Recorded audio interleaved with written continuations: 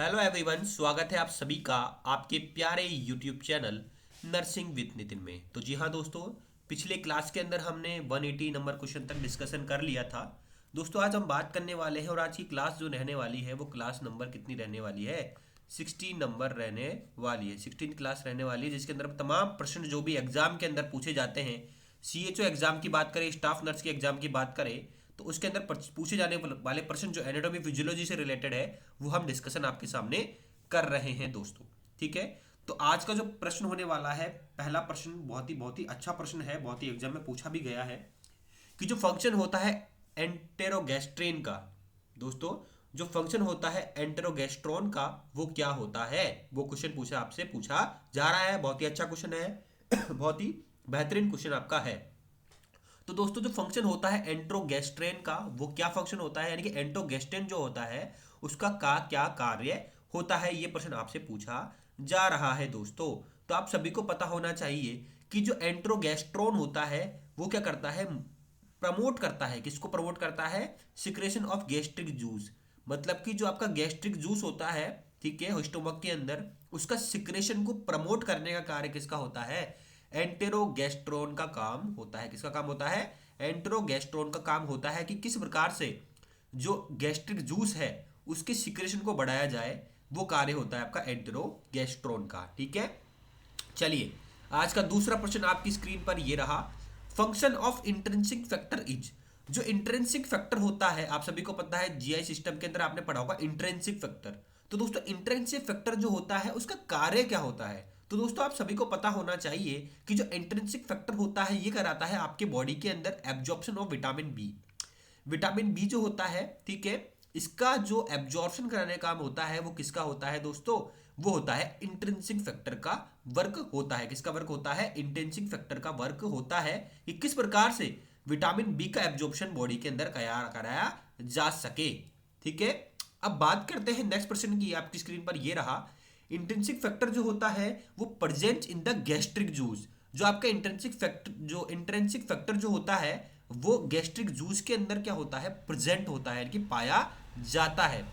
और वो किसके द्वारा सिक्रेट किया जाता है? तो दोस्तों आपको पता होना चाहिए इंट्रिंसिक फैक्टर होता है किसके द्वारा प्रोड्यूस किया जाता है? वो किया जाता है आपका पेराइटल सेल्स।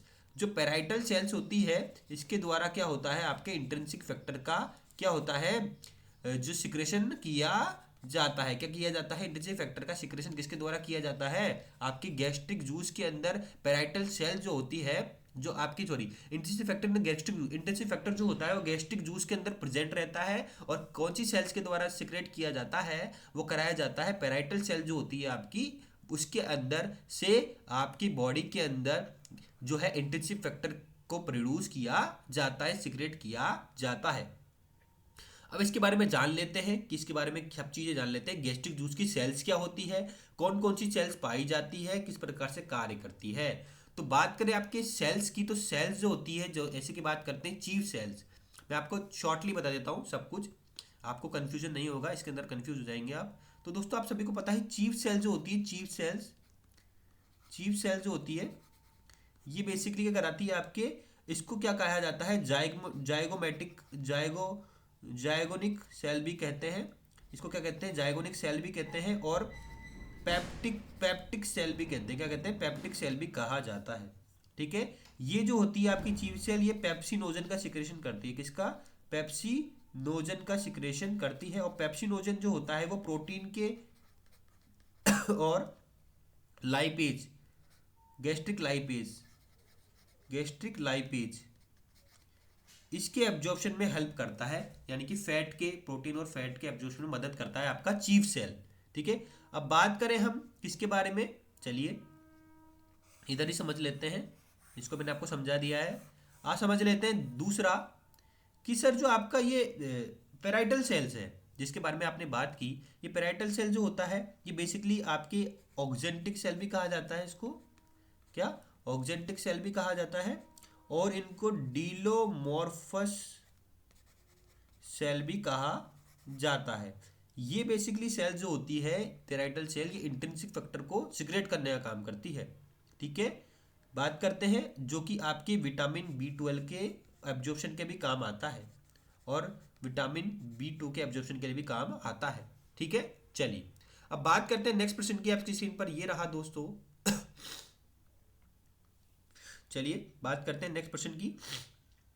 ये मैंने आपको सब बता दिया। अब मैं आपको बता देता हूँ, म्यूकस नेक सेल्स होती है एक, म्यूकस नेक सेल HCl और गैस्ट्रिक जूस का हेल्प से एल्कलाइन सब्सटेंस का जो भी है वो करती है।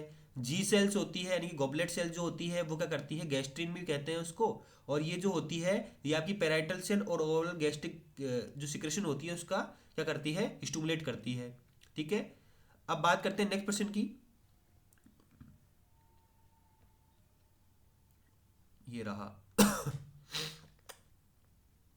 Enzyme present in the gastric juice. कौन सा एंजाइम जो है वो गैस्ट्रिक जूस के अंदर प्रेजेंट रहता है दोस्तों? तो मैंने आपको बताया था कि जो गैस्ट्रिक जूस होता है इसके अंदर जो एंजाइम प्रेजेंट होता है, जो गैस्ट्रिक जूस होता है इसका जो एंजाइम प्रेजेंट रहता है वो रहता है आपका दोस्तों कौन सा, पेप्सिन।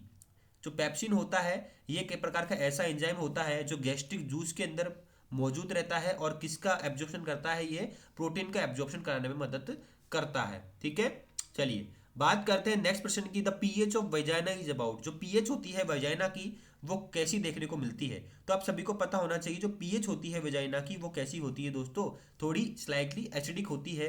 एसिडिक एनवायरनमेंट में रहने की वजह से आपकी पीएच जो है वो भी एसिडिक हो जाती है। ठीक है, और वहाँ पर आपके डोडेलन बेसिलाई जो होता है, ठीक है, ये बेसिकली क्या करता है, आपके पीएच को मेंटेन करने का कार्य करता है बॉडी के अंदर। ठीक है, अगर बात की जाए आपके मिनार्की के पहले, मिनार्की के पहले और मीनोपोज के बाद में, बात करें मिनार्की के पहले और मीनोपोज के बाद में, जब है ना, जब आपके प्यूबर्टी नहीं आती है उससे पहले और प्यूबर्टी जब खत्म हो जाती है जब, है ना, उसके बाद में, तो दोस्तों आपके जो है इसके अंदर जो जो आपका वेजाइना का पीएच रहेगा वो क्या रहेगा, थोड़ा एल्कलाइन रहेगा। ठीक है, एल्कलाइन या न्यूट्रल देखा जाता है। लेकिन बात करें आपके जब मिनार्की के बाद में और मीनोपॉज से पहले, ठीक है, तो आपका जो पीएच देखा जाएगा महिलाओं के अंदर, ठीक है, वेजाइना का, वो देखा जाता है आपका स्लाइटली एसिडिक देखा जाता है। सही उत्तर क्या हो जाएगा आपका, 3.5 से लेकर 5 पीएच जो है वो आपका देखा जाता है। दूसरा प्रश्न आपकी स्क्रीन पर ये रहा। अब ओबीसी से रिलेटेड प्रश्न आएंगे आपके सामने। बार्थोलिन ग्लैंड होती है वो कहां पर पाई जाती है? तो आप सभी को पता होना चाहिए बार्थोलिन ग्लैंड जो होती है वो बेसिकली, बात करें कि जो बार्थोलिन ग्लैंड होती है वो ओनली महिलाओं के अंदर देखी जाती है। बार्थोलिन ग्लैंड जो होती है वो फीमेल रिप्रोडक्टिव सिस्टम के अंदर पाई जाती है। और बार्थोलिन ग्लैंड क्या करती है दोस्तों, वेजाइना के अंदर क्या होती है, लुब्रिकेशन का काम करती है। क्या करती है, लुब्रिकेशन के काम करने का कार्य करती है बार्थोलिन ग्लैंड। ठीक है, तो चलिए ये रहा आपका बार्थोलिन ग्लैंड से रिलेटेड की क्वेश्चन जो है वो आपने सॉल्व कर दिया है कि फीमेल के अंदर ओनली बार्थोलिन ग्लैंड पाई जाएगी, मेल के अंदर देखने को नहीं मिलती है। चलिए बात करते हैं नेक्स्ट प्रश्न की। The female organ which correspond to the male penis is. Female organ के अंदर मेल की तरह पाया जाने वाली संरचना भी होती, मतलब जैसे मेल का पेनिस होता है ना, ठीक है, उसी प्रकार से फीमेल के अंदर पाया जाता है आपका क्या, क्या दोस्तों, क्लिटोरिस। क्लिटोरिस क्या कहते हैं, क्लिटोरिस हाईली जो ब्लड सप्लाई पाई जाती है, इसके अंदर नर्व सप्लाई पाई जाती है, हाईली ब्लड सप्लाई पाई जाएगी, नर्व सप्लाई पाई जाएगी। तो जिस प्रकार से आपके इरेक्शन का काम कराता है मेल पेनिस, उसी प्रकार से क्लिटोरिस भी एक छोटा फॉर्म होता है जिसको टच करने से क्या होता है, जो आपकी नर्व सेल होती है वो एक्टिवेट हो जाती है। ठीक है, तो वहां पर पाया जाता है क्लिटोरिस। क्लिटोरिस के बारे में हम समझेंगे जब हम हमारे ओबीजी सेशन को चालू करेंगे। ठीक है, उसको समझने का प्रयास करेंगे। चलिए बात कर रहे हैं नेक्स्ट क्वेश्चन की। Antigens are. एंटीजेंस क्या होता है दोस्तों, एंटीजेंस जो होते हैं वो बेसिकली क्या होते हैं दोस्तों, सब्सटेंस होते हैं जो कि एंटीबॉडीज को क्या करते हैं, स्टिमुलेट करते हैं। एंटीजेंस एक प्रकार के ऐसे सब्सटेंस होते हैं जो कि स्टिमुलेट करते हैं, यानी कि पैदा करते हैं, प्रोडक्शन करते हैं किसका, एंटीबॉडीज का। किसका, एंटीबॉडीज का। यानी कि एंटीबॉडी जो होती है वो शरीर के अंदर होने वाली बीमारियों से हमको बचाने का कार्य करती है। ठीक है, तो उसका फॉर्मेशन जो होता है वो कौन करता है दोस्तों, उसको बोलते हैं आपके एंटीबॉडीज। और इसको सब्सटेंस होता है जो कि स्टिमुलेट करता है किसको, एंटीबॉडीज के क्या करते हैं, प्रोडक्शन को, वो होता है एंटीजेंस। ठीक है, चलिए बात करते हैं नेक्स्ट प्रश्न की दोस्तों। आपकी स्क्रीन पर ये रहा।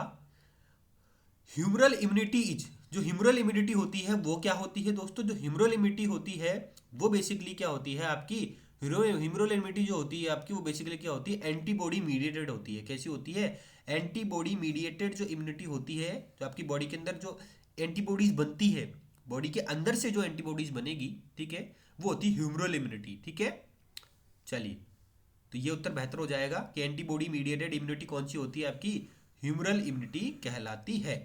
चलिए अब बात करते हैं नेक्स्ट प्रश्न की।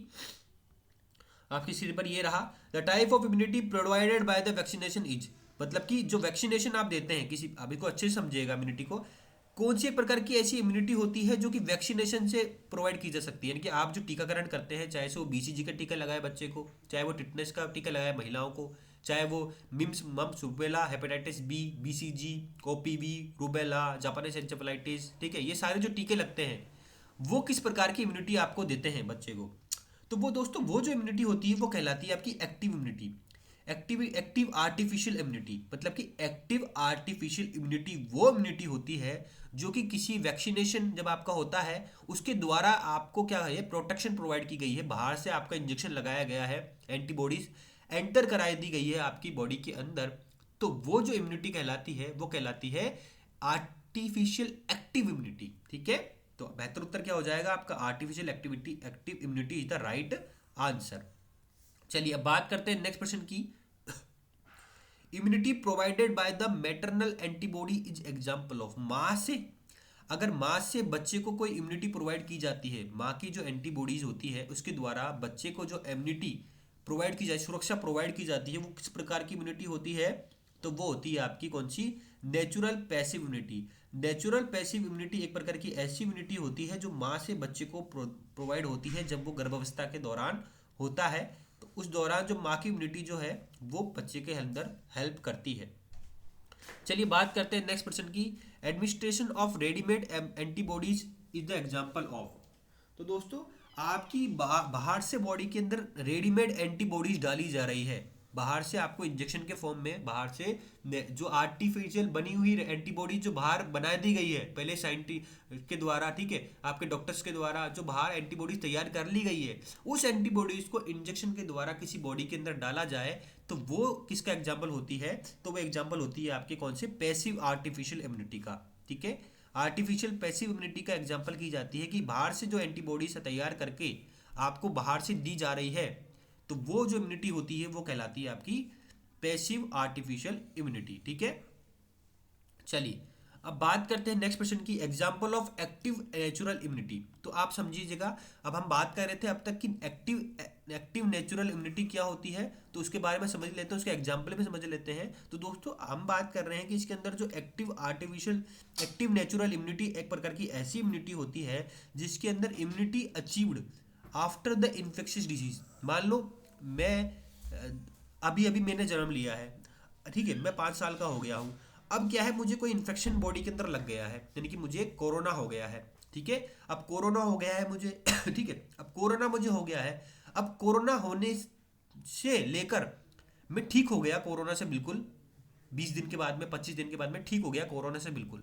अब जो इन्फेक्शियस डिजीज है कोरोना, ठीक है, अगर मुझे अगली बार जब कोरोना लगेगा तो उससे पहले ही उसके लिए मेरे बॉडी के अंदर पहले से इम्यूनिटी डेवलप हो चुकी है, यानी कि मैं पहले से मुझे कोरोना हो चुका था, तो मेरे बॉडी के अंदर पहले से इम्यूनिटी तैयार हो चुकी थी। अब वापस से मुझे जब कोरोना लगेगा तो मुझे उस पर कोई दिक्कत नहीं आएगी, क्योंकि मेरी बॉडी के अंदर पहले से ही एक प्रकार की एक्टिव नेचुरल इम्यूनिटी फॉर्म हो चुकी है, जिससे आने वाली बीमारी जो है मुझे उसी प्रकार की बीमारी नहीं लगेगी, या मेरी बॉडी के अंदर कोई प्रकार के ऐसे साइन एंड सिम्टम नहीं आएंगे।